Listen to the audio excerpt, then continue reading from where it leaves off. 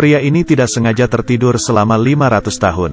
Saat ia bangun, ia menemukan bumi sudah sangat kacau.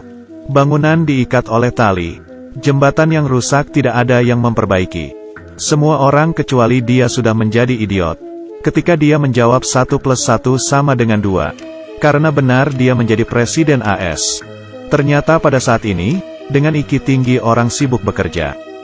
Semakin sedikit ingin mempunyai anak. Dan sebaliknya, IQ yang rendah setiap hari bersenang-senang. Tapi mereka ingin punya keturunan. Maka keturunan sangat banyak. Penurunan IQ manusia. Menanggapi fenomena ini, militer bersiap untuk meluncurkan program hibernasi manusia. Untuk membekukan para elit di masyarakat. Demi mempertahankan gen manusia yang sangat baik.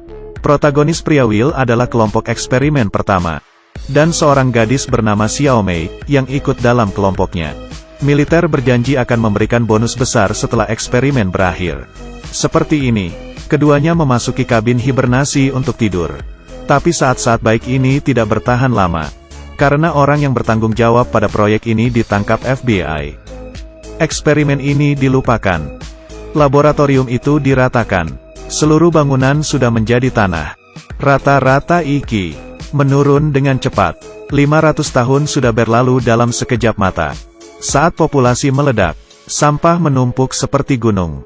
Tidak ada tempat yang bersih. Pada saat ini, truk sampah datang kembali. Dengan menjatuhkan botol terakhir. Ini seperti sentuhan untuk merobohkan semuanya.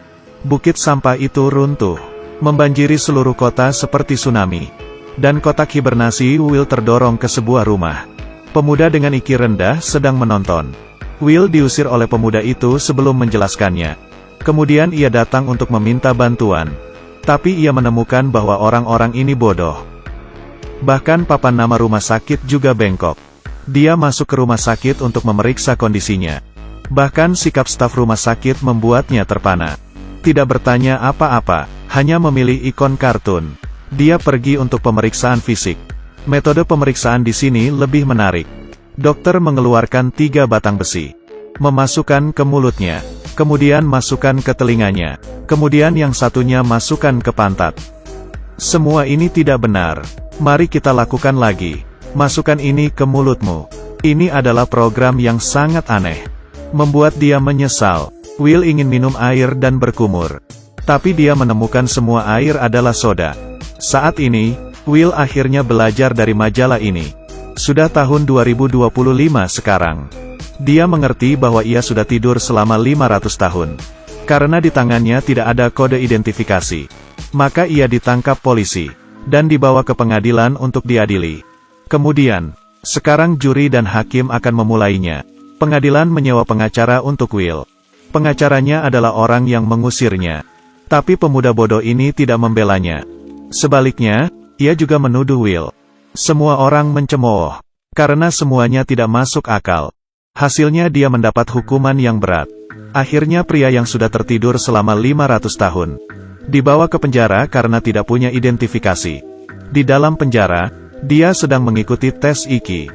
Pertanyaannya adalah seperti ini.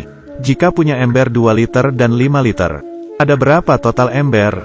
Akankah memiliki beberapa jawaban yang tidak masuk akal? 2. Ini pertanyaan yang sederhana. Tapi hanya dia yang benar. Sangat jelas. 500 tahun kemudian, orang menjadi idiot. Tapi karena semua orang menjadi idiot, Will saat di penjara, memiliki ide berani untuk kabur. Dia berdiri di depan petugas. Memberitahunya dengan wajah sedih. Sebenarnya hari ini adalah hari saya dibebaskan. Petugas itu mempercayainya, akhirnya dia bebas dari hukum. Lalu selanjutnya, dia lari keluar penjara. Will datang ke rumah pemuda bodoh lagi. Dari percakapannya, dia mengetahui bahwa masih ada mesin waktu yang tersisa di bumi. Will ingin menggunakan mesin waktu untuk kembali ke masa lalu. Pada saat yang normal, mereka menemukan Xiao Mei yang juga hibernasi bersamanya. Sangat cepat, polisi mengejar. Ketiganya hanya bisa meninggalkan mobil dan melarikan diri. Polisi yang berada tidak jauh menembaki mobil mereka. Bahkan menggunakan bazooka. Tapi sayangnya meleset keluar jalur. Menembak jatuh pesawat yang sedang terbang di udara. Tetapi Will akhirnya berpisah dan ditangkap. Polisi membawanya ke istana presiden. Karena Will berhasil menjawab benar 1 plus 1 sama dengan 2. Mengandalkan IQ-nya untuk menarik perhatian Presiden. Di sini, ia ingin bertemu dengan para pejabat senior. Menteri Energi adalah seorang anak kecil. Menteri Pertahanan adalah seorang pria gemuk. Menteri Pendidikan adalah seorang yang aneh. Kemudian menteri lain adalah seorang gadis. Presiden adalah seorang petinju yang sudah menang 5 kali. Presiden sangat optimis dengan Will. Dan ia mengadakan pertemuan dengannya. Ia menunjuk Will sebagai Menteri Dalam Negeri. Dia meminta Will untuk memecahkan masalah pertumbuhan di negerinya. Will tidak punya pilihan selain menyetujuinya.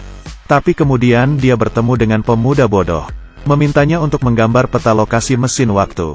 Di sisi lain, di bawah kepemimpinan mereka, pergi ke lahan gersang untuk menemukan alasan mengapa tidak ada yang tumbuh.